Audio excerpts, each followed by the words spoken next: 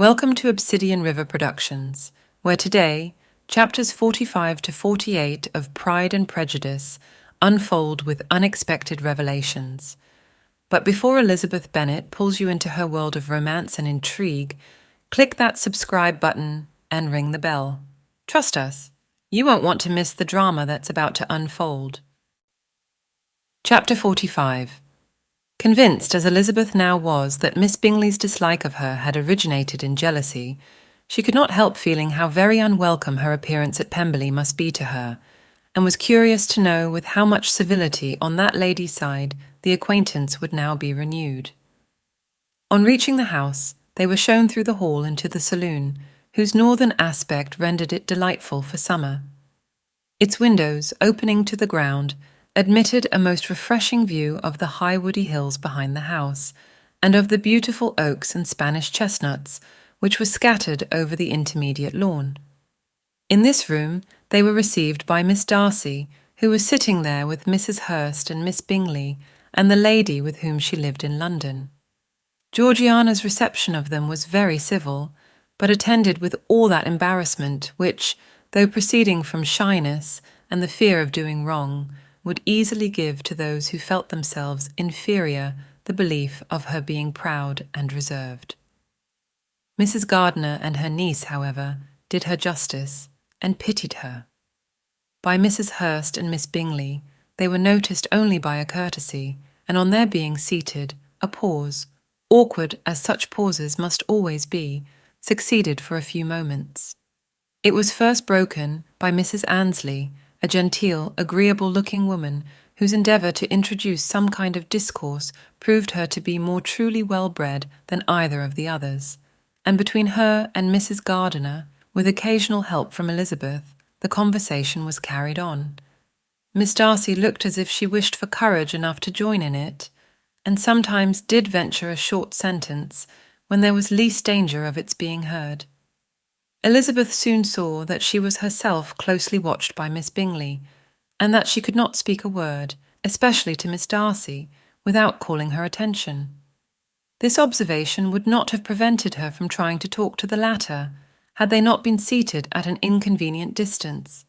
But she was not sorry to be spared the necessity of saying much. Her own thoughts were employing her. She expected every moment that some of the gentlemen would enter the room. She wished, she feared, that the master of the house might be amongst them, and whether she wished or feared it most, she could scarcely determine. After sitting in this manner a quarter of an hour, without hearing Miss Bingley's voice, Elizabeth was roused by receiving from her a cold inquiry after the health of her family. She answered with equal indifference and brevity, and the other said no more. The next variation which their visit afforded was produced by the entrance of servants, with cold meat, cake, and a variety of all the finest fruits in season. But this did not take place till after many a significant look and smile from Mrs. Annesley to Miss Darcy had been given, to remind her of her post. There was now employment for the whole party, for though they could not all talk, they could all eat, and the beautiful pyramids of grapes, nectarines, and peaches soon collected them round the table. While thus engaged, Elizabeth had a fair opportunity of deciding whether she most feared or wished for the appearance of Mr. Darcy, by the feelings which prevailed on his entering the room. And then, though but a moment before she had believed her wishes to predominate, she began to regret that he came. He had been some time with Mr. Gardiner, who, with 2 or 3 other gentlemen from the house, was engaged by the river, and had left him only on learning that the ladies of the family intended a visit to Georgiana that morning. No sooner did he appear than Elizabeth wisely resolved to be perfectly easy and unembarrassed, a resolution the more necessary to be made, but perhaps not the more easily kept, because she saw that the suspicions of the whole party were awakened against them, and that there was scarcely an eye which did not watch his behaviour when he first came into the room. In no countenance was attentive curiosity so strongly marked as in Miss Bingley's, in spite of the smiles which overspread her face whenever she spoke to one of its objects. For jealousy had not yet made her desperate, and her attentions to Mr. Darcy were by no means over.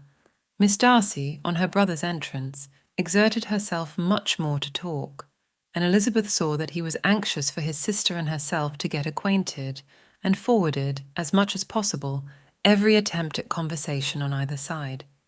Miss Bingley saw all this likewise, and, in the imprudence of anger, took the first opportunity of saying, with sneering civility, "Pray, Miss Eliza, are not the Shire militia removed from Meryton?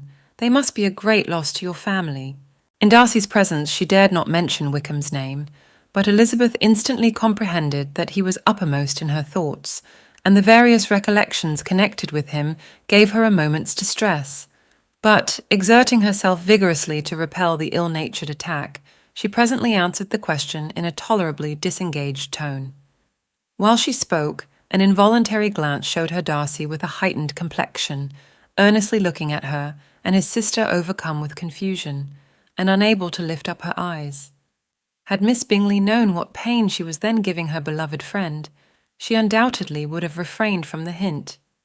But she had merely intended to discompose Elizabeth, by bringing forward the idea of a man to whom she believed her partial, to make her betray a sensibility which might injure her in Darcy's opinion, and, perhaps, to remind the latter of all the follies and absurdities by which some part of her family were connected with that corps. Not a syllable had ever reached her of Miss Darcy's meditated elopement. To no creature had it been revealed, where secrecy was possible, except to Elizabeth. And from all Bingley's connections, her brother was particularly anxious to conceal it, from that very wish which Elizabeth had long ago attributed to him, of their becoming hereafter her own. He had certainly formed such a plan, and without meaning that it should affect his endeavour to separate him from Miss Bennet, it is probable that it might add something to his lively concern for the welfare of his friend. Elizabeth's collected behaviour, however, soon quieted his emotion, and as Miss Bingley, vexed and disappointed, dared not approach nearer to Wickham, Georgiana also recovered in time, though not enough to be able to speak any more. Her brother, whose eye she feared to meet, scarcely recollected her interest in the affair, and the very circumstance which had been designed to turn his thoughts from Elizabeth seemed to have fixed them on her more and more cheerfully. Their visit did not continue long after the question and answer above mentioned, and while Mr. Darcy was attending them to their carriage, Miss Bingley was venting her feelings in criticisms on Elizabeth's person, behaviour, and dress. But Georgiana would not join her. Her brother's recommendation was enough to ensure her favour. His judgment could not err, and he had spoken in such terms of Elizabeth as to leave Georgiana without the power of finding her otherwise than lovely and amiable. When Darcy returned to the saloon, Miss Bingley could not help repeating to him some part of what she had been saying to his sister. "How very ill Eliza Bennet looks this morning, Mr. Darcy," she cried. "I never in my life saw anyone so much altered as she is since the winter. She's grown so brown and coarse. Louisa and I were agreeing that we should not have known her again." However little Mr. Darcy might have liked such an address, he contented himself with coolly replying that he perceived no other alteration than her being rather tanned, no miraculous consequence of travelling in the summer. "For my own part," she rejoined, "I must confess that I never could see any beauty in her. Her face is too thin, her complexion has no brilliancy, and her features are not at all handsome. Her nose wants character, there is nothing marked in its lines. Her teeth are tolerable, but not out of the common way. And as for her eyes, which have sometimes been called so fine, I never could perceive anything extraordinary in them. They have a sharp, shrewish look, which I do not like at all. And in her air altogether, there is a self-sufficiency without fashion, which is intolerable." Persuaded as Miss Bingley was that Darcy admired Elizabeth, this was not the best method of recommending herself, but angry people are not always wise, and in seeing him at last look somewhat nettled, she had all the success she expected. He was resolutely silent, however, and from a determination of making him speak, she continued, "I remember, when we first knew her in Hertfordshire, how amazed we all were to find that she was a reputed beauty, and I particularly recollect your saying one night, after they had been dining at Netherfield, she a beauty. I should as soon call her mother a wit.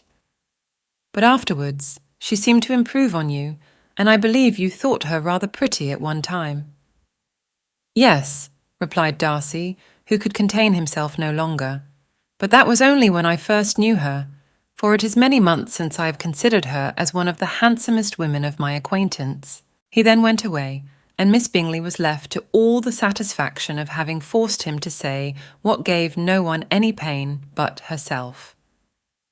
Mrs. Gardiner and Elizabeth talked of all that had occurred during their visit, as they returned, except what had particularly interested them both. The looks and behaviour of everybody they had seen were discussed, except of the person who had mostly engaged their attention. They talked of his sister, his friends, his house, his fruit, of everything but himself, yet Elizabeth was longing to know what Mrs. Gardiner thought of him, and Mrs. Gardiner would have been highly gratified by her niece's beginning the subject. Chapter 46. Elizabeth had been a good deal disappointed in not finding a letter from Jane on their first arrival at Lambton, and this disappointment had been renewed on each of the mornings that had now been spent there. But on the third, her repining was over, and her sister justified by the receipt of 2 letters from her at once, on one of which was marked that it had been missent elsewhere. Elizabeth was not surprised at it, as Jane had written the direction remarkably ill. They had just been preparing to walk as the letters came in, and her uncle and aunt, leaving her to enjoy them in quiet, set off by themselves. The one missent must be first attended to. It had been written 5 days ago. The beginning contained an account of all their little parties and engagements, with such news as the country afforded. But the latter half, which was dated a day later, and written in evident agitation, gave more important intelligence. It was to this effect: "Since writing the above, dearest Lizzie, something has occurred of a most unexpected and serious nature, but I am afraid of alarming you. Be assured that we are all well. What I have to say relates to poor Lydia. An express came at 12 last night, just as we were all gone to bed, from Colonel Forster, to inform us that she was gone off to Scotland with one of his officers, to own the truth, with Wickham. Imagine our surprise. To Kitty, however, it does not seem so wholly unexpected. I am very, very sorry, so imprudent a match on both sides, but I am willing to hope the best, and that his character has been misunderstood. Thoughtless and indiscreet, I can easily believe him, but this step, and let us rejoice over it, marks nothing bad at heart. His choice is disinterested at least, for he must know my father can give her nothing. Our poor mother is sadly grieved. My father bears it better. How thankful am I that we never let them know what has been said against him. We must forget it ourselves. They were off Saturday night about 12, as is conjectured, but were not missed till yesterday morning at 8. The express was sent off directly. My dear Lizzie, they must have passed within 10 miles of us. Colonel Forster gives us reason to expect him here soon. Lydia left a few lines for his wife, informing her of their intention. I must conclude, for I cannot be long from my poor mother. I'm afraid you will not be able to make it out, but I hardly know what I have written." Without allowing herself time for consideration, and scarcely knowing what she felt, Elizabeth, on finishing this letter, instantly seized the other, and opening it with the utmost impatience, read as follows. It had been written a day later than the conclusion of the first. "By this time, my dearest sister, you have received my hurried letter. I wish this may be more intelligible, but though not confined for time, my head is so bewildered that I cannot answer for being coherent. Dearest Lizzie, I hardly know what I would write, but I have bad news for you, and it cannot be delayed. Imprudent as a marriage between Mr. Wickham and our poor Lydia would be, we are now anxious to be assured it has taken place, for there is but too much reason to fear they are not gone to Scotland. Colonel Forster came yesterday, having left Brighton the day before, not many hours after the express. Though Lydia's short letter to Mrs. F.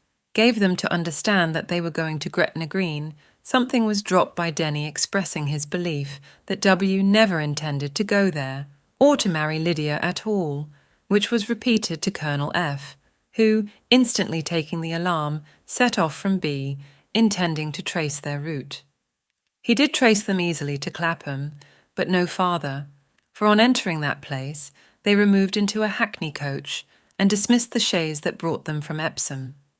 All that is known after this is that they were seen to continue the London road. I know not what to think.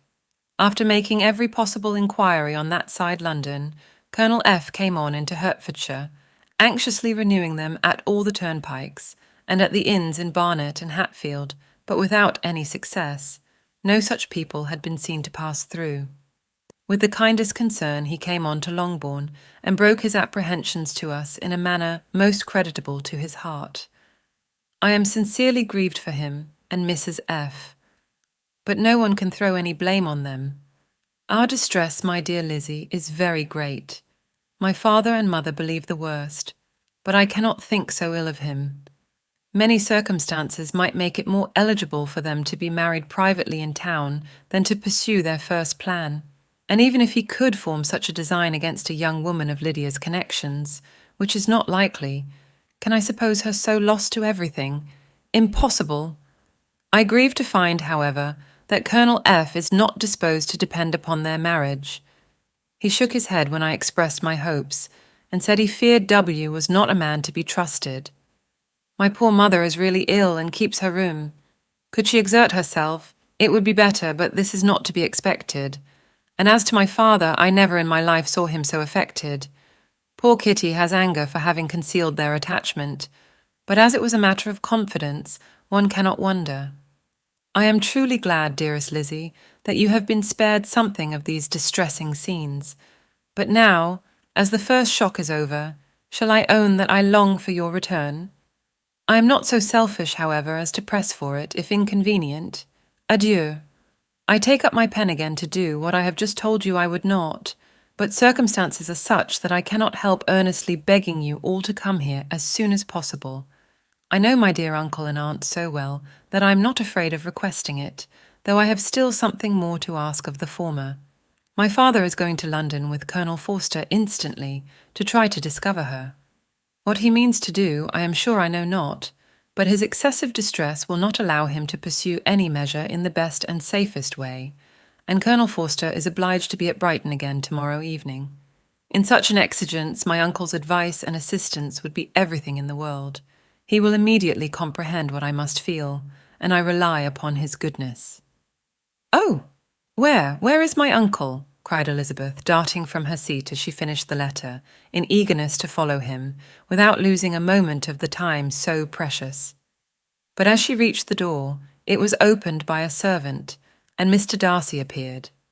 Her pale face and impetuous manner made him start, and before he could recover himself enough to speak, she, in whose mind every idea was superseded by Lydia's situation, hastily exclaimed, "I beg your pardon, but I must leave you. I must find Mr. Gardiner this moment on business that cannot be delayed. I have not an instant to lose." "Good God! What is the matter?" cried he, with more feeling than politeness. Then recollecting himself, "I will not detain you a minute, but let me, or let the servant, go after Mr. and Mrs. Gardiner. You are not well enough. You cannot go yourself." Elizabeth hesitated, but her knees trembled under her, and she felt how little would be gained by her attempting to pursue them. Calling back the servant, therefore, she commissioned him, though in so breathless an accent as made her almost unintelligible, to fetch his master and mistress home instantly. If gratitude and esteem are good foundations of affection, Elizabeth's change of sentiment will be neither improbable nor faulty. But if otherwise, if the regard springing from such sources is unreasonable or unnatural, in comparison of what is so often described as arising on a first interview with its object, and even before two words have been exchanged, nothing can be said in her defence, except that she had given somewhat of a trial to the latter method, in her partiality for Wickham, and that its ill success might perhaps authorise her to seek the other less interesting mode of attachment. Be that as it may, she saw him go with regret, and in this early example of what Lydia's infamy must produce, found additional anguish as she reflected on that wretched business. Never since reading Jane's second letter had she entertained a hope of Wickham's meaning to marry her.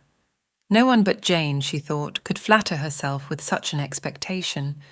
Surprise was the least of all her feelings on this development. While the contents of the first letter remained on her mind, she was all surprise, all astonishment that Wickham should marry a girl whom it was impossible he could marry for money, and how Lydia could ever have attached him had appeared incomprehensible. But now it was all too natural. For such an attachment as this, she might have sufficient charms, and though she did not suppose Lydia to be deliberately engaging in an elopement without the intention of marriage, she had no difficulty in believing that neither her virtue nor her understanding would preserve her from falling an easy prey.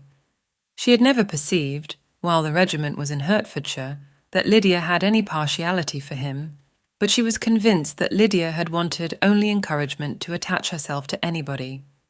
Sometimes one officer, sometimes another, had been her favourite, as their attentions raised them in her opinion. Her affections had been continually fluctuating, but never without an object. The mischief of neglect and mistaken indulgence towards such a girl, oh, how acutely did she now feel it! She was wild to be at home, to hear, to see, to be upon the spot to share with Jane in the cares that must now fall wholly upon her, in a family so deranged, a father absent, a mother incapable of exertion and requiring constant attendance. And though almost persuaded that nothing could be done for Lydia, her uncle's interference seemed of the utmost importance. Until he entered the room, the misery of her impatience was severe. Mr. and Mrs. Gardiner had hurried back in alarm, supposing, by the servant's account, that their niece was taken suddenly ill.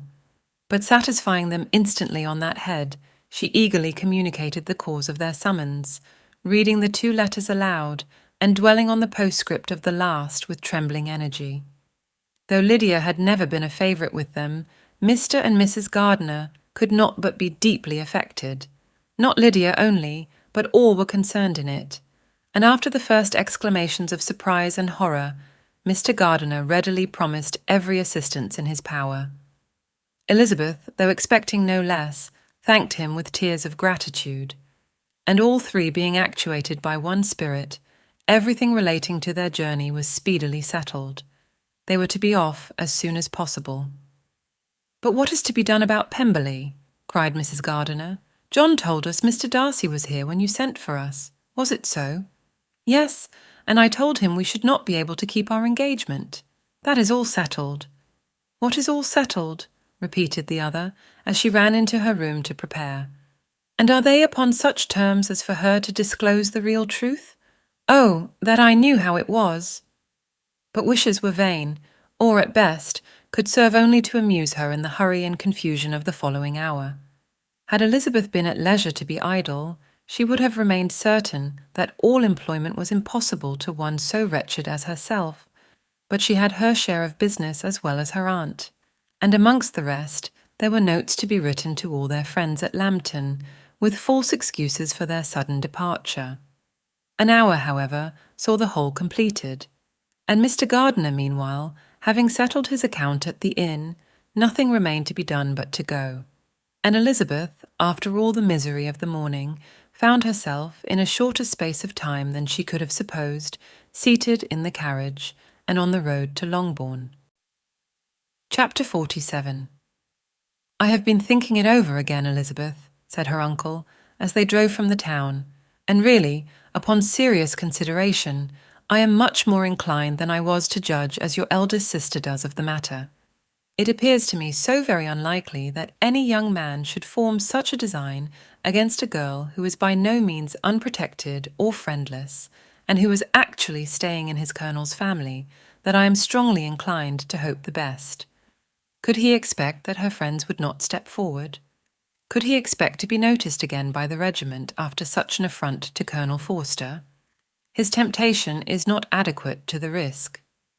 "Do you really think so?" cried Elizabeth, brightening up for a moment. "Upon my word," said Mrs. Gardiner, "I begin to be of your uncle's opinion. It is really too great a violation of decency, honour, and interest for him to be guilty of it. I cannot think so very ill of Wickham. Can you yourself, Lizzie, so wholly give him up as to believe him capable of it? Not perhaps of neglecting his own interest, but of every other neglect I can believe him capable, if indeed it should be so, but I dare not hope it. Why should they not go on to Scotland, if that had been the case? In the first place, replied Mr. Gardiner, there is no absolute proof that they are not gone to Scotland. Oh, but their removing from the chaise into a hackney coach is such a presumption, and besides, no traces of them were to be found on the Barnet Road. Well then, supposing them to be in London, they may be there, though for the purpose of concealment, for no more exceptionable purpose. It is not likely that money should be very abundant on either side, and it might strike them that they could be more economically, though less expeditiously, married in London than in Scotland. But why all this secrecy? Why any fear of detection? Why must their marriage be private? Oh, no, this is not likely. His most particular friend, you see by Jane's account, was persuaded of his never intending to marry her. Wickham will never marry a woman without some money. He cannot afford it. And what claims has Lydia, what attractions has she beyond youth, health and good humour, that could make him for her sake forego every chance of benefiting himself by marrying well? As to what restraint the apprehensions of disgrace in the corps might throw on a dishonourable elopement with her, I am not able to judge, for I know nothing of the effects that such a step might produce. But as to your other objection, I am afraid it will hardly hold good. Lydia has no brothers to step forward, and he might imagine, from my father's behaviour, from his indolence, and the little attention he has ever seemed to give to what was going forward in his family, that he would do as little and think as little about it as any father could do in such a matter. But can you think that Lydia is so lost to everything but love of him as to consent to live with him on any other terms than marriage? It does seem, and it is most shocking indeed, replied Elizabeth, with tears in her eyes, that a sister's sense of decency and virtue in such a point should admit of doubt. But really, I know not what to say. Perhaps I am not doing her justice. But she is very young. She has never been taught to think on serious subjects. And for the last half-year, nay, for a 12-month, she has been given up to nothing but amusement and vanity. She has been allowed to dispose of her time in the most idle and frivolous manner, and to adopt any opinions that came in her way. Since the share were first quartered in Meryton, nothing but love, flirtation, and officers have been in her head. She has been doing everything in her power, by thinking and talking on the subject, to give greater, what shall I call it, susceptibility to her feelings, which are naturally lively enough, and we all know that Wickham has every charm of person and address that can captivate a woman. But you see that Jane, said her aunt, does not think so ill of Wickham as to believe him capable of the attempt. Of whom does Jane ever think ill? And who is there, whatever might be their former conduct, that she would believe capable of such an attempt, till it were proved against them?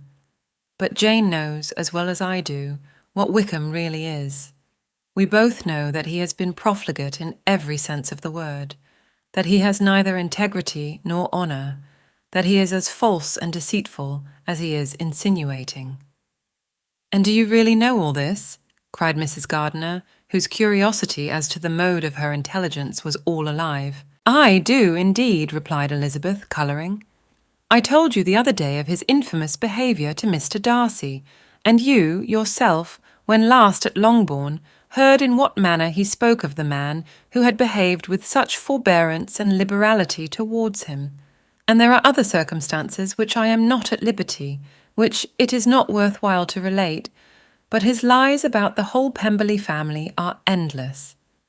From what he said of Miss Darcy, I was thoroughly prepared to see a proud, reserved, disagreeable girl, yet he knew to the contrary himself.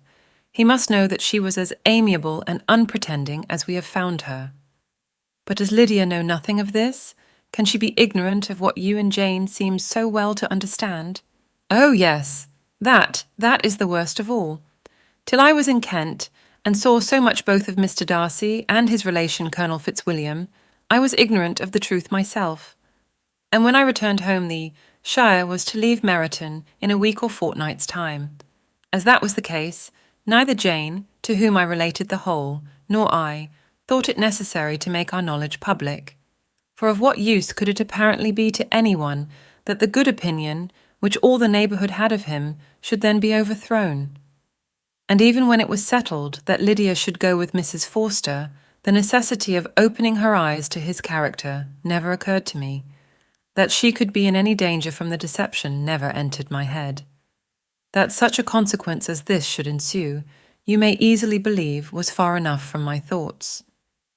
When they all removed to Brighton, therefore, you had no reason, I suppose, to believe them fond of each other. Not the slightest. I can remember no symptom of affection on either side, and had anything of the kind been perceptible, you must be aware that ours is not a family on which it could be thrown away. When first he entered the corps, she was ready enough to admire him, but so we all were. Every girl in or near Meryton was out of her senses about him for the first 2 months, but he never distinguished her by any particular attention. And, consequently, after a moderate period of extravagant and wild admiration, her fancy for him gave way, and others of the regiment who treated her with more distinction again became her favourites.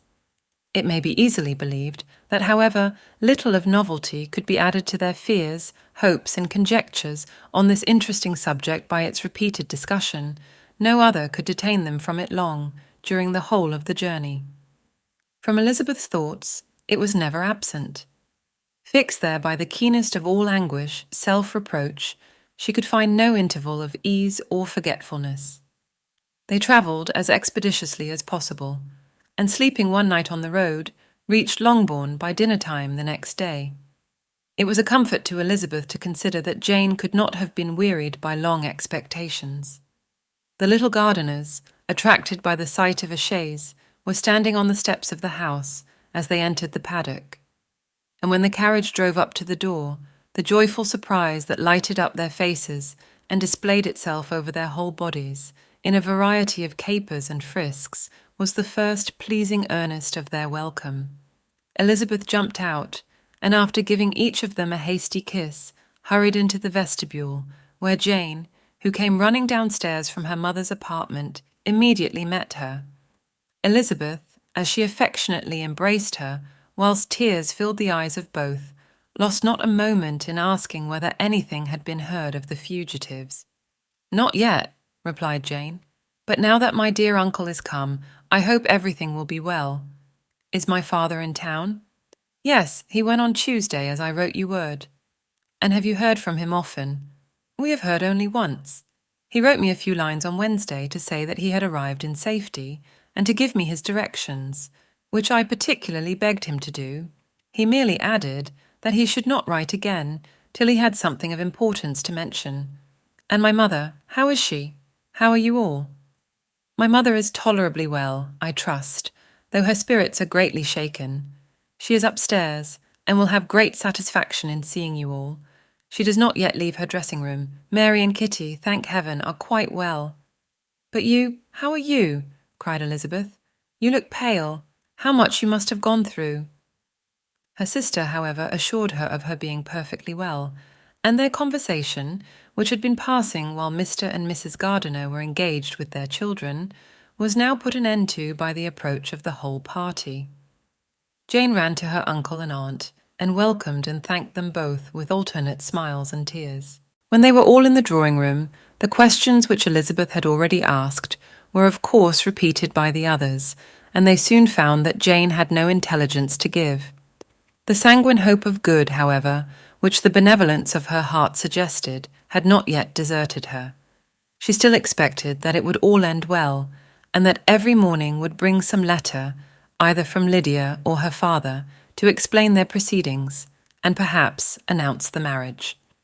Mrs. Bennet, to whose apartment they all repaired, after a few minutes' conversation together, received them exactly as might be expected, with tears and lamentations of regret, invectives against the villainous conduct of Wickham, and complaints of her own sufferings and ill usage, blaming everybody but the person to whose ill-judging indulgence the errors of her daughter must be principally owing.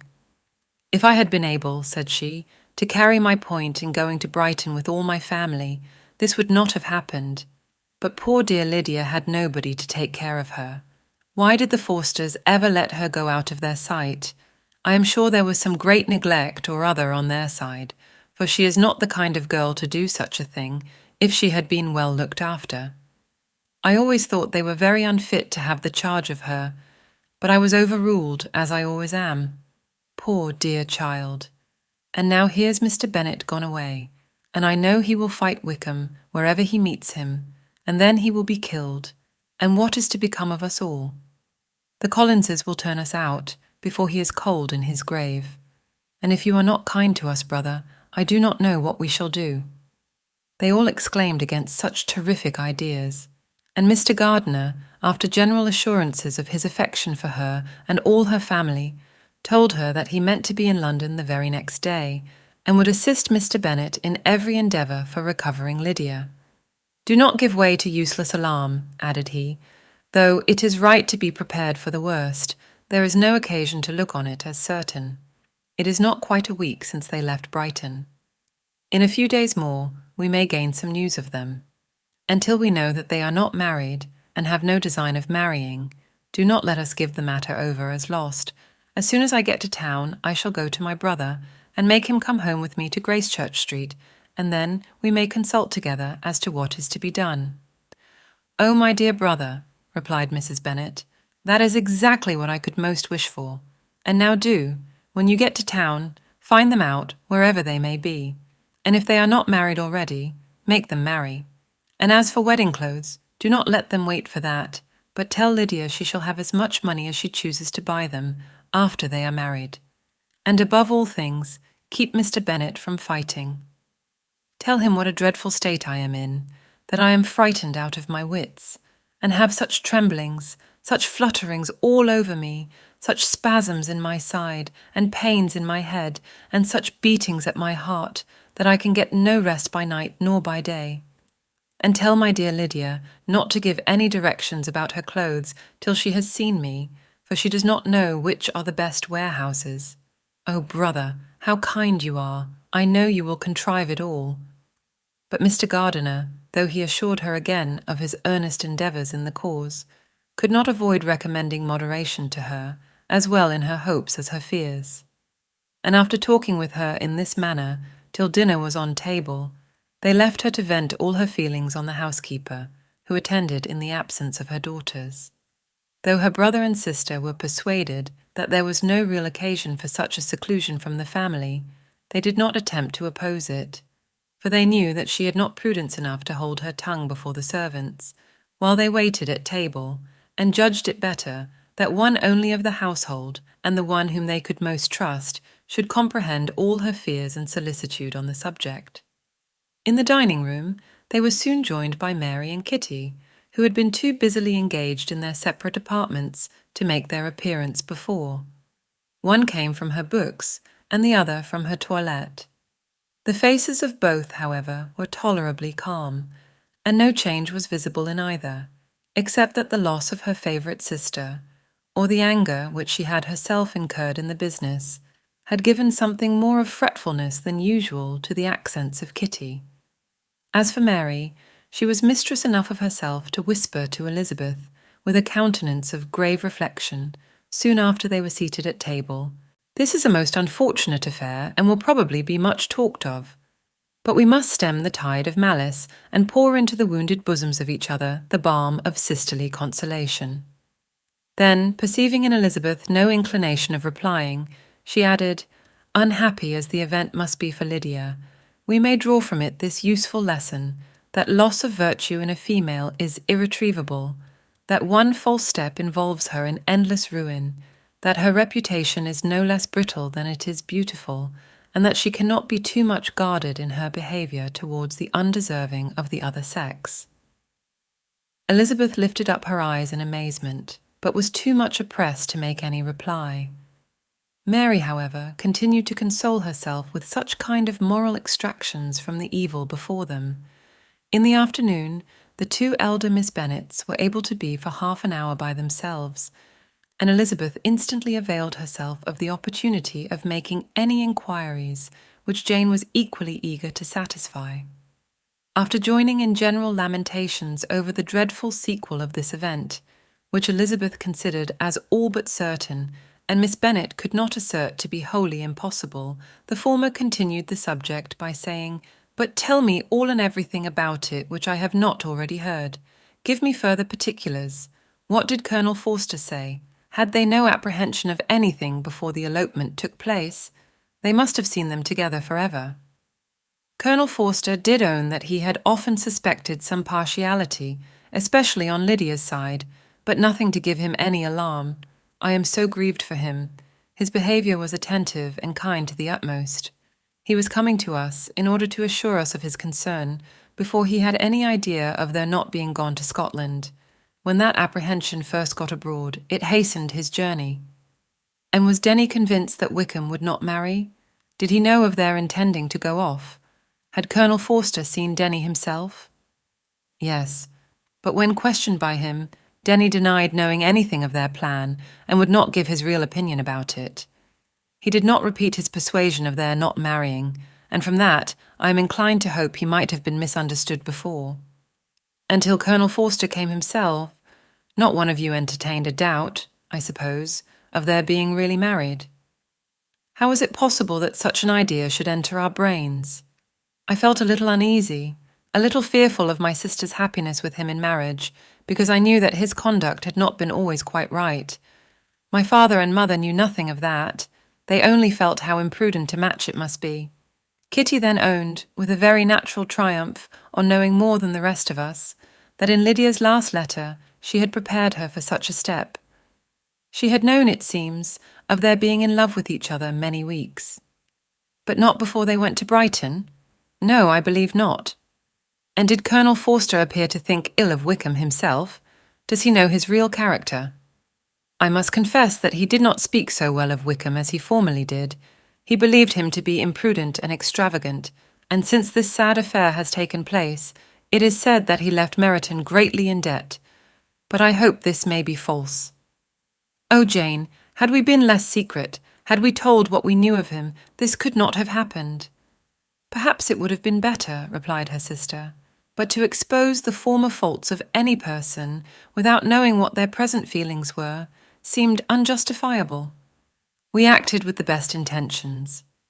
Could Colonel Forster repeat the particulars of Lydia's note to his wife? He brought it with him for us to see. Jane then took it from her pocket-book and gave it to Elizabeth. These were the contents. My dear Harriet, you will laugh when you know where I am gone, and I cannot help laughing myself at your surprise tomorrow morning, as soon as I am missed. I am going to Gretna Green, and if you cannot guess with who, I shall think you a simpleton, for there is but one man in the world I love, and he is an angel. I should never be happy without him, so think it no harm to be off.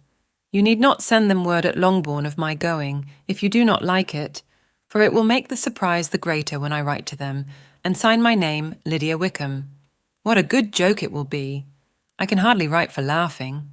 Pray make my excuses to Pratt for not keeping my engagement and dancing with him tonight. Tell him I hope he will excuse me when he knows all, and tell him I will dance with him at the next ball we meet with great pleasure.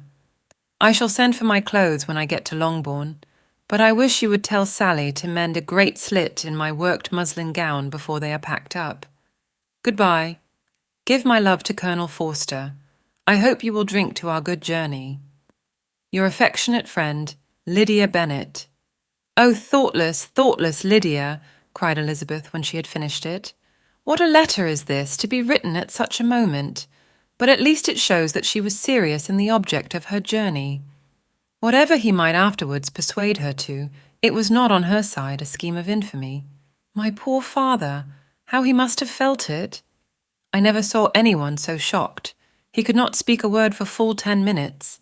My mother was taken ill immediately, and the whole house in such confusion.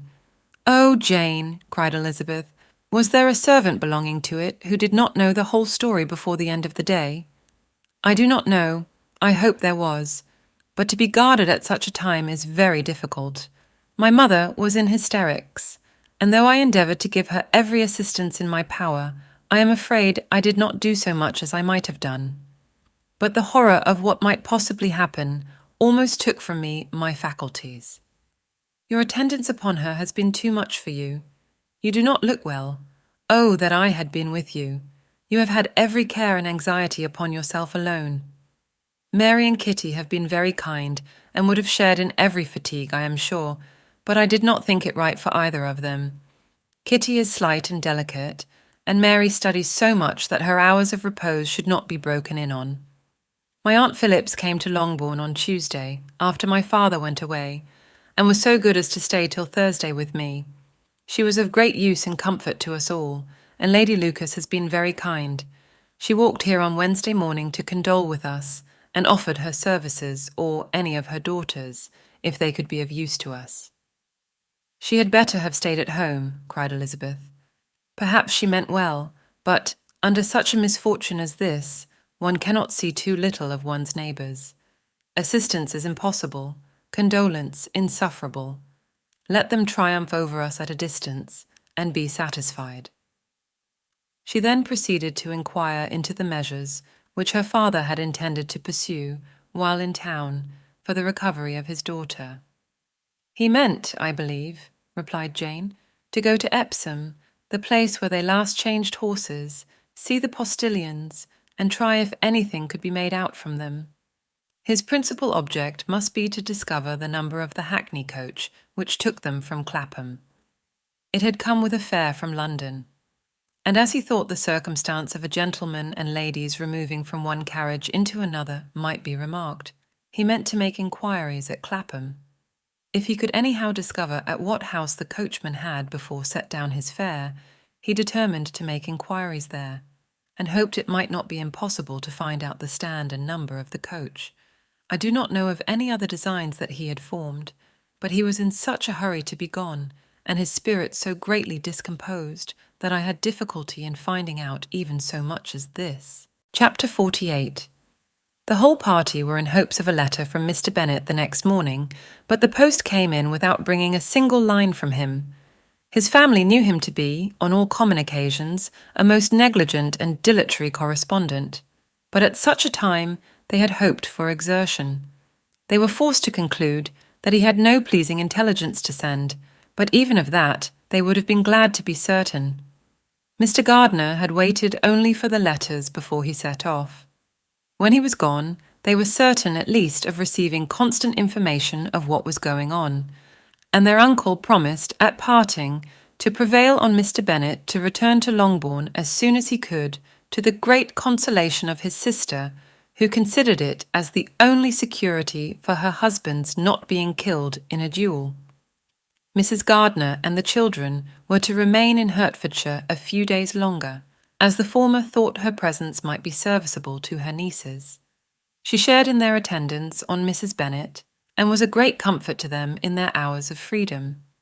Their other aunt also visited them frequently, and always, as she said, with the design of cheering and heartening them up, though, as she never came without reporting some fresh instance of Wickham's extravagance or irregularity, she seldom went away without leaving them more dispirited than she found them. All Meryton seemed striving to blacken the man, who, but 3 months before, had been almost an angel of light. He was declared to be in debt to every tradesman in the place, and his intrigues, all honoured with the title of seduction, had been extended into every tradesman's family. Everybody declared that he was the wickedest young man in the world, and everybody began to find out that they had always distrusted the appearance of his goodness.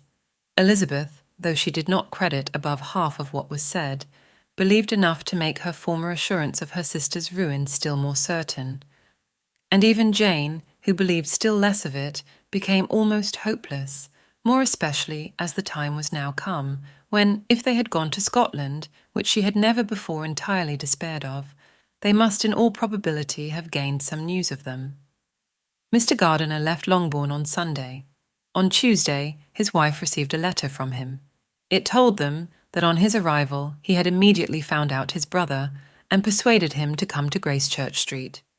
That Mr. Bennet had been to Epsom and Clapham before his arrival, but without gaining any satisfactory information, and that he was now determined to inquire at all the principal hotels in town, as Mr. Bennet thought it possible they might have gone to one of them on their first coming to London, before they procured lodgings.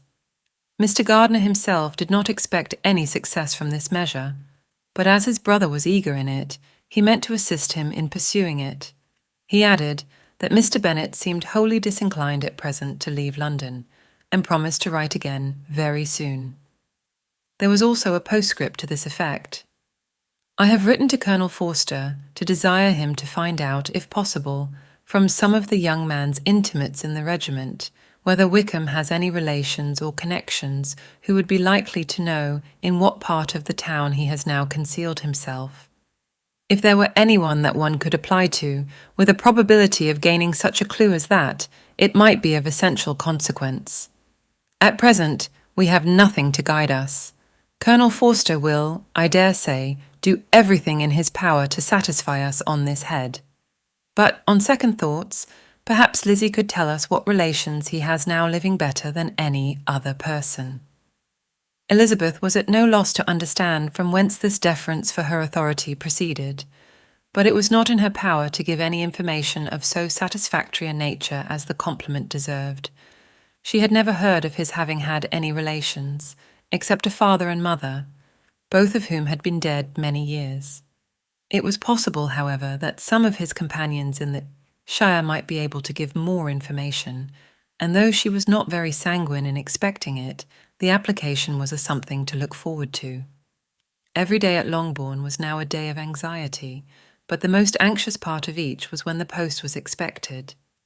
The arrival of letters was the first grand object of every morning's impatience. Through letters, whatever of good or bad was to be told would be communicated, and every succeeding day was expected to bring some news of importance. But before they heard again from Mr. Gardiner, a letter arrived for their father, from a different quarter from Mr. Collins, which, as Jane had received directions to open all that came for him in his absence, she accordingly read, and Elizabeth, who knew what curiosities his letters always were, looked over her and read it likewise. It was as follows: My dear Sir, I feel myself called upon by our relationship and my situation in life to condole with you on the grievous affliction you are now suffering under, of which we were yesterday informed by a letter from Hertfordshire. Be assured, my dear Sir, that Mrs. Collins and myself sincerely sympathise with you and all your respectable family in your present distress, which must be of the bitterest kind, because proceeding from a cause which no time can remove. No arguments shall be wanting on my part that can alleviate so severe a misfortune, or that may comfort you, under a circumstance that must be, of all others, most afflicting to a parent's mind. The death of your daughter would have been a blessing in comparison of this, and it is the more to be lamented, because there is reason to suppose, as my dear Charlotte informs me, that this licentiousness of behaviour in your daughter has proceeded from a faulty degree of indulgence, though, at the same time, for the consolation of yourself and Mrs. Bennet, I am inclined to think that her own disposition must be naturally bad, or she could not be guilty of such an enormity at so early an age. Howsoever that may be, you are grievously to be pitied, in which opinion I am not only joined by Mrs. Collins, but likewise by Lady Catherine and her daughter, to whom I have related the affair. They agree with me in apprehending that this false step in one daughter will be injurious to the fortunes of all the others, for who, as Lady Catherine herself condescendingly says, will connect themselves with such a family. And this consideration leads me, moreover, to reflect with augmented satisfaction on a certain event of last November, for had it been otherwise, I must have been involved in all your sorrow and disgrace. Let me advise you then, my dear sir, to console yourself as much as possible, to throw off your unworthy child from your affection for ever, and leave her to reap the fruits of her own heinous offence. I am, dear sir, etc., etc. Mr. Gardiner did not write again till he had received an answer from Colonel Forster, and then he had nothing of a pleasant nature to send. It was not known that Wickham had a single relation with whom he kept up any connection, and it was certain that he had no near one living. His former acquaintance had been numerous, but since he had been in the militia, it did not appear that he was on terms of particular friendship with any of them. There was no one, therefore, who could be pointed out as likely to give any news of him, and in the wretched state of his own finances, there was a very powerful motive for secrecy, in addition to his fear of discovery by Lydia's relations, for it had just transpired that he had left gaming debts behind him to a very considerable amount. Colonel Forster believed that more than £1,000 would be necessary to clear his expenses at Brighton. He owed a good deal in the town, but his debts of honour were still more formidable. Mr. Gardiner did not attempt to conceal these particulars from the Longbourn family. Jane heard them with horror. "A gamester!" she cried. "This is wholly unexpected. I had not an idea of it." Mr. Gardiner added in his letter that they might expect to see their father at home on the following day, which was Saturday. Rendered spiritless by the ill success of all their endeavours, he had yielded to his brother-in-law's entreaty that he would return to his family and leave it to him to do whatever occasion might suggest to be advisable for continuing their pursuit. When Mrs. Bennet was told of this, she did not express so much satisfaction as her children expected, considering what her anxiety for his life had been before. "What? Is he coming home and without poor Lydia?" she cried. "Sure he will not leave London before he has found them. Who is to fight Wickham and make him marry her if he comes away?"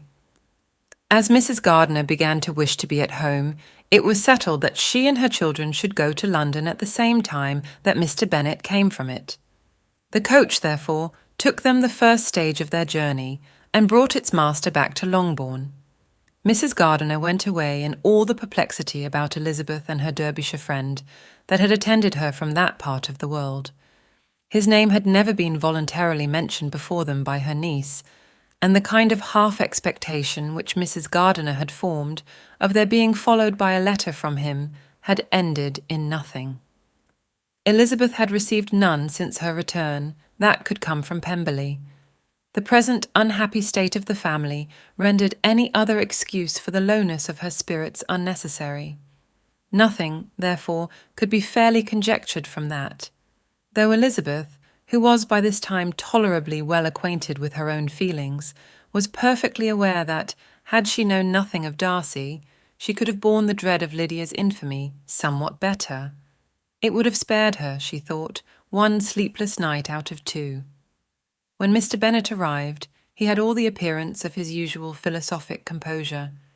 He said as little as he had ever been in the habit of saying, made no mention of the business that had taken him away, and it was some time before his daughters had courage to speak of it. It was not till the afternoon, when he joined them at tea, that Elizabeth ventured to introduce the subject. And then, on her briefly expressing her sorrow for what he must have endured, he replied, "Say nothing of that. Who should suffer but myself? It has been my own doing, and I ought to feel it." "You must not be too severe upon yourself," replied Elizabeth. "You may well warn me against such an evil. Human nature is so prone to fall into it. No, Lizzie, let me once in my life feel how much I have been to blame. I am not afraid of being overpowered by the impression. It will pass away soon enough." "Do you suppose them to be in London?" "Yes. Where else can they be so well concealed?" "And Lydia used to want to go to London," added Kitty. "She is happy then," said her father dryly, "and her residence there will probably be of some duration." Then, after a short silence, he continued, "Lizzie, I bear you no ill will for being justified in your advice to me last May, which, considering the event, shows some greatness of mind." They were interrupted by Miss Bennet, who came to fetch her mother's tea. "This is a parade," cried he, "which does one good. It gives such an elegance to misfortune. Another day I will do the same. I will sit in my library, in my nightcap and powdering gown, and give as much trouble as I can, or perhaps I may defer it till Kitty runs away." "I am not going to run away, Papa," said Kitty fretfully. "If I should ever go to Brighton, I would behave better than Lydia." "You go to Brighton? I would not trust you so near it as Eastbourne, for £50. No, Kitty, I have at least learnt to be cautious, and you will feel the effects of it. No officer is ever to enter my house again, nor even to pass through the village. Balls will be absolutely prohibited, unless you stand up with one of your sisters. And you are never to stir out of doors till you can prove that you have spent 10 minutes of every day in a rational manner." Kitty, who took all these threats in a serious light, began to cry. "Well, well," said he, "do not make yourself unhappy. If you are a good girl for the next 10 years, I will take you to a review at the end of them. Well, wasn't that a whirlwind of emotions and unexpected turns? As the tale of Elizabeth Bennet and Mr. Darcy continues to captivate, we're just getting started here at Obsidian River Productions. If you've been enchanted by this journey, we have a treasure trove waiting for you. Dive deeper into our catalogue of full-length ad-free narrations at obsidianriver.com/shop. And remember, every classic has a story waiting to be rediscovered. Don't forget to subscribe and ring that bell to journey with us through more timeless tales. Until next time.